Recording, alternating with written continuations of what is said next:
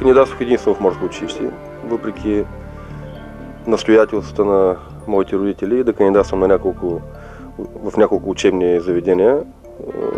Казах се, че ще ставам само офицер и толкова.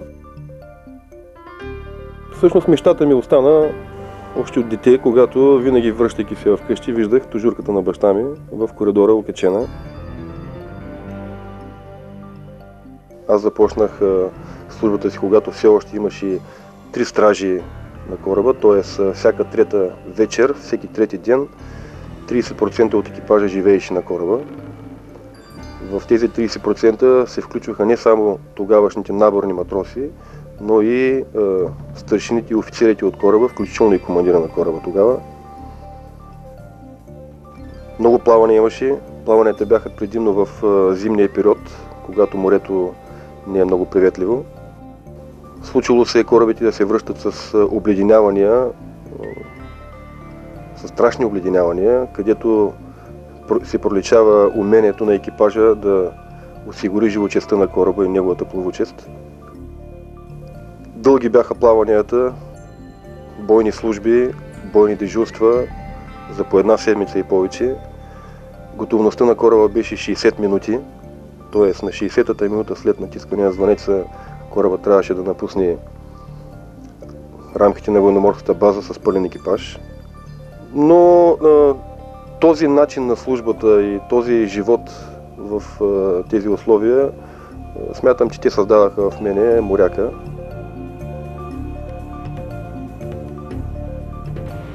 Фрегата Смели е флагман от зачисляването и в военноморските сили на флота, а това е месец декември 1989 година.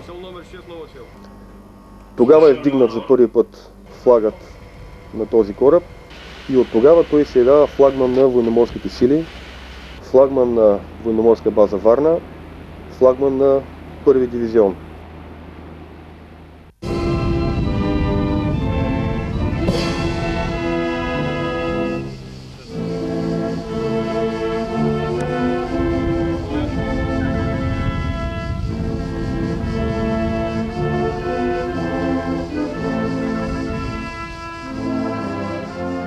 Ако говорим конкретно за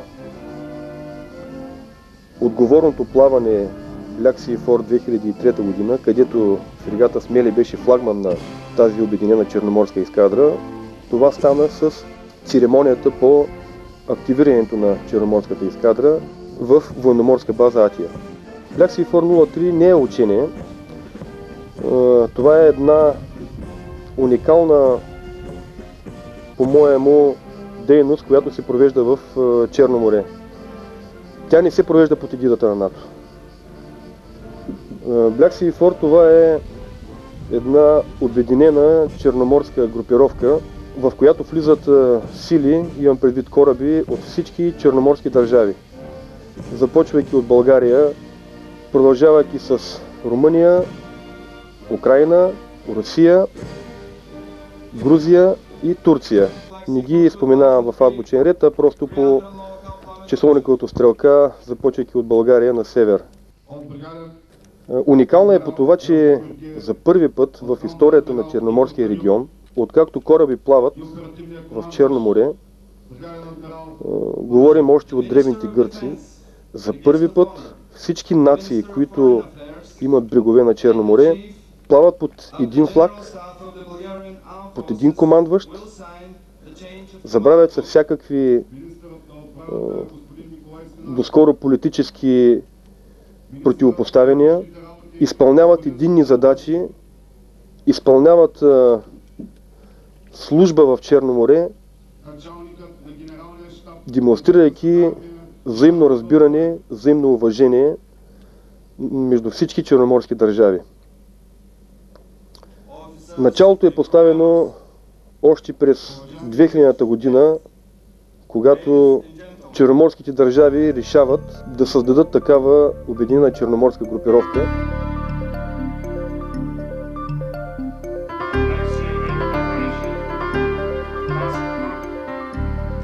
Първата активация на Black Sea Fort се проведе през 2001 година, Командващ тогава беше турски адмирал Нусрет Гюнер. Смели за щастие също участва в първата активация. Съгласно документите по Black Sea 4, такава оперативна групировка се активира веднъж годишно. На ротационен принцип представител на всяка една държава става командващ. На последната активация на Black Sea 4 командващ беше представител от българска страна, командира на военноморска база Варна адмирал Георгиев, началник щаб на Black Sea 4 беше представител от Грузия и съответно членове на щаба от останалите черноморски държави Румъния, Украйна, Русия и Турция.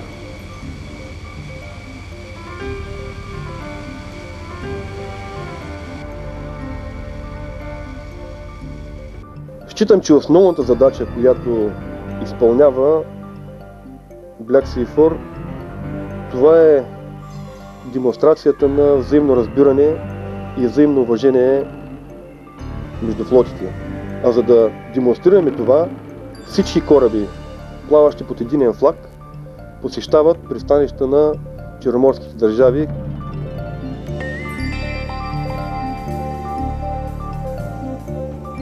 Какво е удоволствието и какви са отговорностите на флагмана? Удоволствието е много малко. Това е, че ти си челният кораб, че навсякъде вниманието е насочено към тебе, към кораба, към флагманския кораб. Виж, отговорности вече са много. Това е корабът, на който плава щабът на оперативното съединение. Това е корабът, от който излизат заповедите по съединението. Това е корабът, който винаги плава начело на строя. Това е корабът, който би трябвало да се представи най-добре. Може би единствено удовлетворението, че са ти поверили толкова отговорна задача на кораба, на който ти си командир. Като допълнителен ангажимент, конкретно за този случай, флагманът на Black Sea 403 беше това, че във всяко пристанище се организираха пресконференции с представителите на местните средства за масова информация в кают-компания на кораба. В същата кают-компания се провеждаха срещи с административните ръководства на градовете, които посещавахме. Представители от гражданска защита на държавите, които посещавахме, всъщност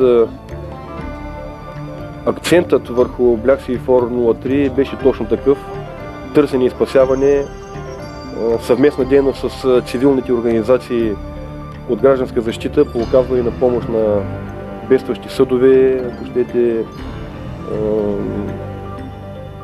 брегови части, където се е случило някакво нещастие и ние трябва да извършим евакуация.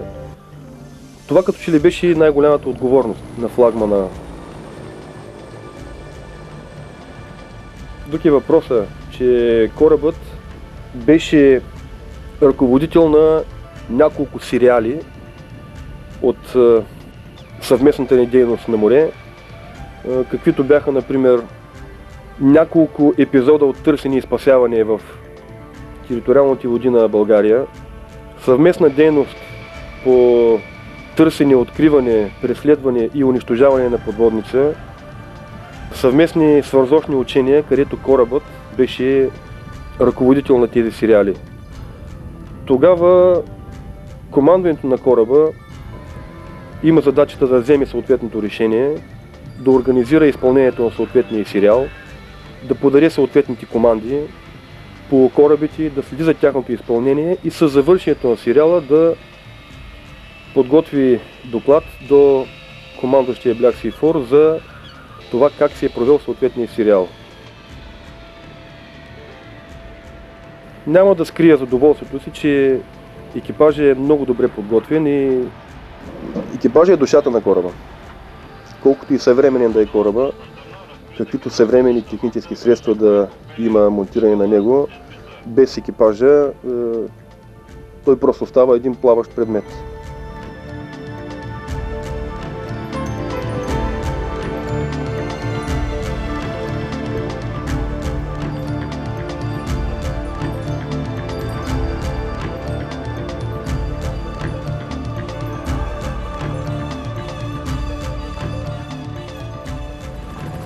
Как се създава групата?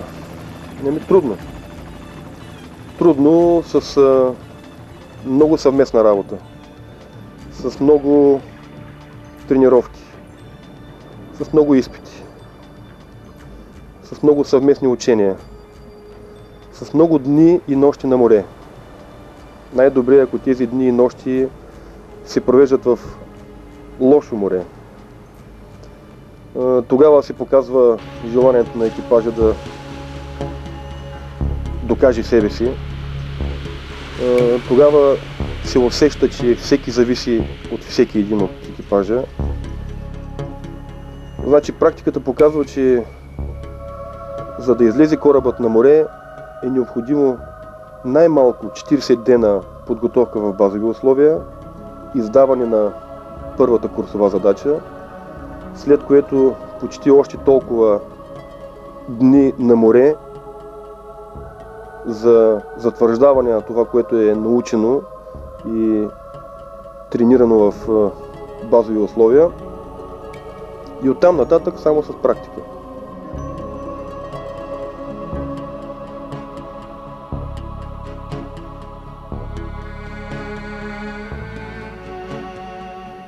Най-важното според мен е за точно и правилно изпълнение на задълженията, това е всеки един командир, като се започне от мене до най-ниският в иерархията командир на отделение, да намери начин да мотивира своите преки подчинени. Методите са различни и са конкретни за всеки един отделен епизод на подготовката или характерен елемент от обучението. Не може да се опишат всичките. Просто се стараем и така, че екипажа да почувства силата, своята сила в управлението на кораба. Кораба не го управлявам аз. Аз издавам заповеди по управлението на кораба на определена група. Целият екипаж е този, който движи кораба като сложно техническо средство и го кара да се изпълнява своите никак не прости задачи. Наградата това е да усетиш, че си свършил работа. Неведнъж съм споменавал след тежки плавания простите и обикновени думички. Благодаря ви, момчета. С вас съм готов да отида навсякъде, по всяко време. Корабът е едно сложно техническо съоръжение. В кръга на шегата, както казваше моят преподавател по навигация в военноморското училище, корабът е сложно техническо съоръжение, което се стреми да се самозапали или да потъне, и работата на корабоводителя е да унищожи това негово желание. Много палуби, много бойни постове, много помещения, страшно много техника, страшно много оръжие, страшно много боезапас, много хора. Трудно ми е да опиша коя е най-важната точка, най-важното място на кораба.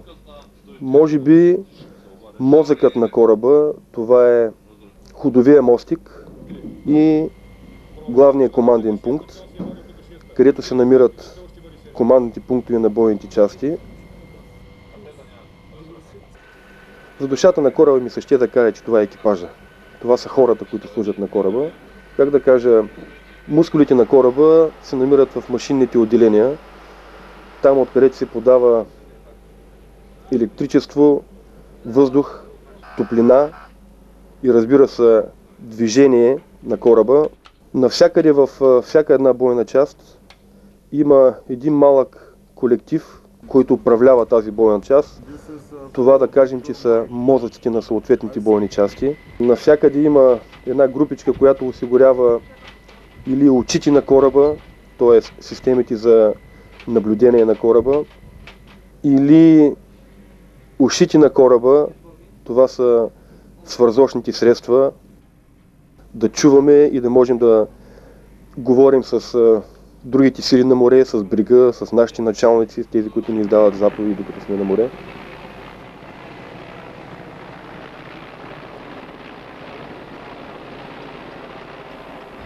Стрелбата ще бъде изпълнена в следния ред. Стрелящи кораби. Холандския спомагателен кораб Вюдер Круиз, фрегата Смели.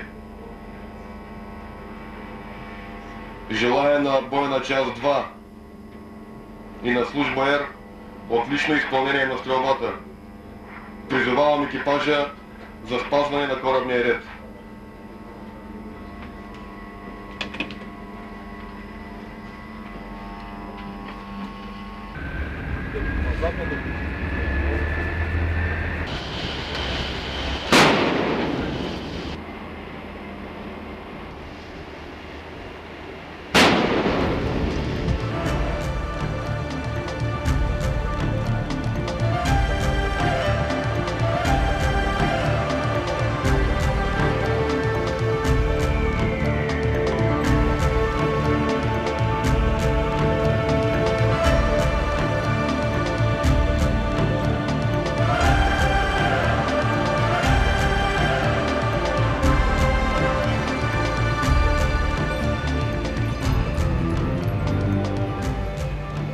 Въобще това е един много сложен механизъм от техника, от хора, от личности и съответно създадената за целта организация, която позволява на кораба да напусне пределите на пункта за базиране, да излезе на море, да задава задачи или при фактическа обстановка, дано това да не става, да открива противник, да определя най-добрият вариант за използване на оръжието, да унищожава противник, да се отклонява от оръжието на противник, да преследва противник, да донесе за противник на командването на флота или командването на военноморската база, да защити своите сили от противника, да осигури конвой, било то на бойни сили или хуманитарен конвой, да извърши блокадни действия, да открие морска контрабанда,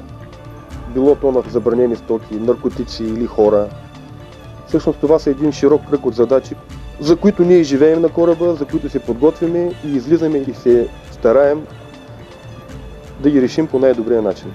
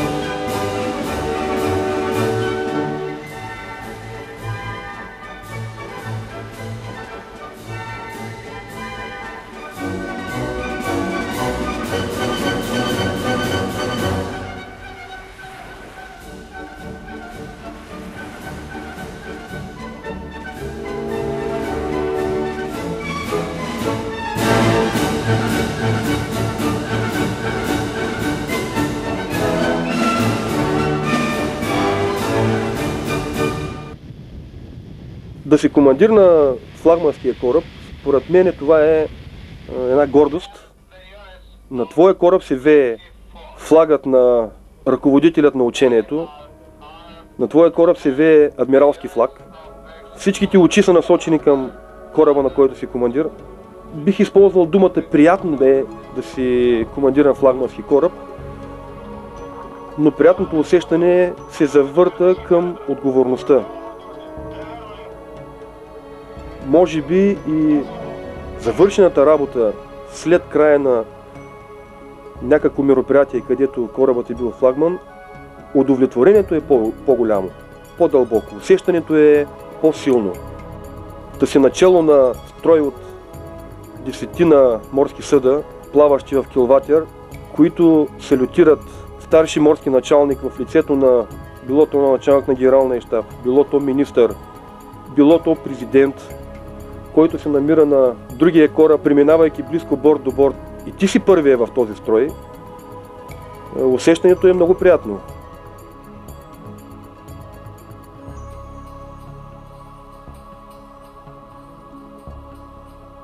Емоционално погледнато, точно в този момент,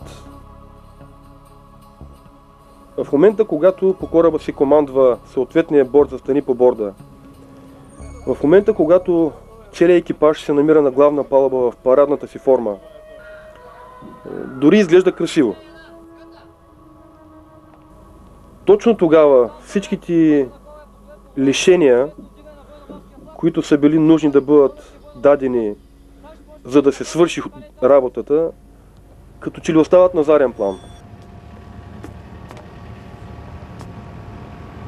Звъните, моряци! Не мога да се сетя кой беше споменал какво е морето за моряка. Всъщност какво е морето въобще. Може би зависи от гледната точка. Ако си на брега и гледаш морето, това е романтика. Ако гледаш морето от самото море, това е професия. Красиво звучи като сентенция. Мога да спомена първото ми плаване като командир на кораба. Това беше по време на ходовите изпитания 1999 година. Честно казано, тогава за първи път се оплаших. И се оплаших, защото точно в този момент усетих, че вече съм командир на кораба и целият екипаж гледа какво става на ходовия мостик и всеки един разчита този ходови мостик да издаде такава команда, защото всички да се върнем живи и здрави в пункта за базиране. Един единствен път съм изпитвал този страх и може би от този момент нататък изпитвам едно уважение към морето. Не се самозабравям и не смятам, че съм моряк, който може да пренебрегне капризите на морето. Уважението ми към морето винаги е било много силно, много дълбоко. Старая се винаги, когато съм на море, да се влее, да се слее, да станем едно цяло, за да си помагаме един на друг. Първото голямо плаване за мене, като командир на кораба, до Неапол в Йонийско море, штормът беше поне 5 бала. Корабът изпадаше в крен около 30 градуса. Корабът започна да диша, буквално да диша кораба. Но успяхме да пресечем Йонийско море, да се прибереме нормално в Неапол, съответно да се върнем във Варна в последствие. Тук в Черно море също морето си е показвало характера. Винаги съм успявал, може би, да разбера буйния му нрав, да запазя кораба, да прибера жив и здрав екипажа, дано винаги да бъде така. Как се става въобще не командира, как се става личност, която ръководи кораба? Първо трябва да се мине през цялата стълбица до командния мостик. Задължително е много да си плавал. Задължително е твоите командири, започвайки от началото, да са били добри моряци. Задължително е да имаш много голямо желание. Задължително е да можеш да вземеш доброто от тези, които са били над тебе. Да можеш да се абстрахираш от лошото, което си видял. Задължително е да разбираш екипажа, дори когато той не те разбира. Задължително е да работиш с хората, да умееш да работиш с хората. Задължително е да не си надменен, да пресяваш важното.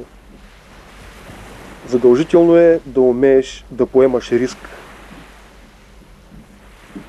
Задължително е да не те е страх от отговорност.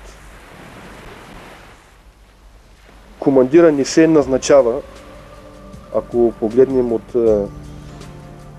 психологическа гледна точка. Юридически той се назначава с заповед, но той се изгражда през целия път на службата на един офицер.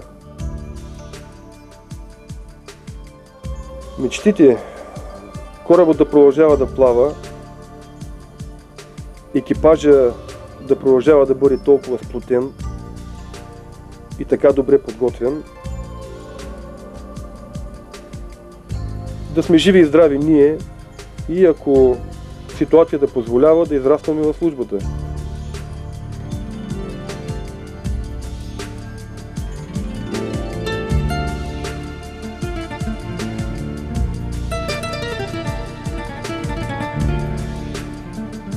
Кариеризма от гледна точка на офицерската професия не е мръсна дума.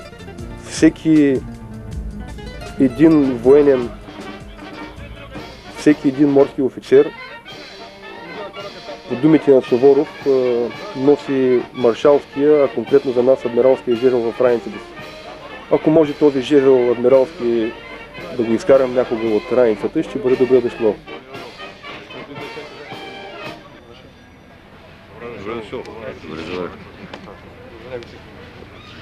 Поздравявам с успешно изпълнение на поставената задача! Свободно!